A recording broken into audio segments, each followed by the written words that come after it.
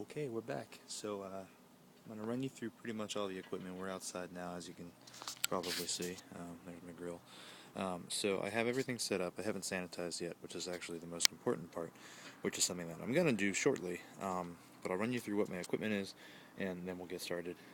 So first things first, most important, recipes over here. Always got to follow that. And all my other miscellaneous stuff here. This is a bottle of sanitizer.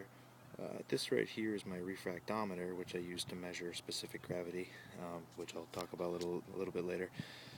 This is actually a filter for my hops that goes in the boil, and you'll see that in action soon. These are just miscellaneous things that I use throughout the day. That's grill stuff, so you don't need to see that. So coming over here, we have two burners. This is my boil kettle. This is what we call the hot liquor tank, which basically just means that's where the water is heated up and transferred. So water gets heated up here, transfers through this hose down into this thing, which is called the mash tun.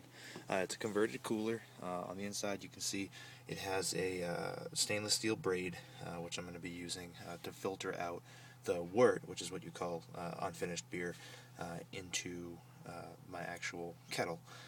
It filters out all the grain, so it's just liquid left.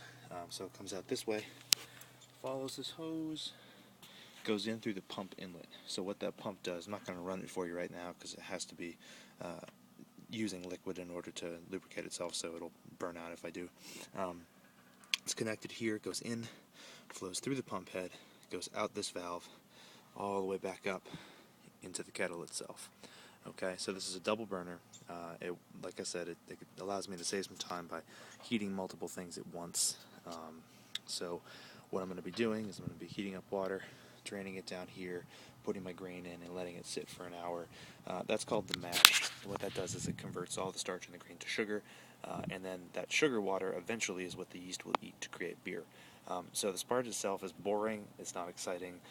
I'm not really going to take another video until I start to get to the boil, but just so you can see how it works, I will run some sanitizer through. So there will be another clip after this one showing me actually using this pump and running some sanitizer through, just so you can see how it works, and then we'll get into the good stuff. Okay? Bye.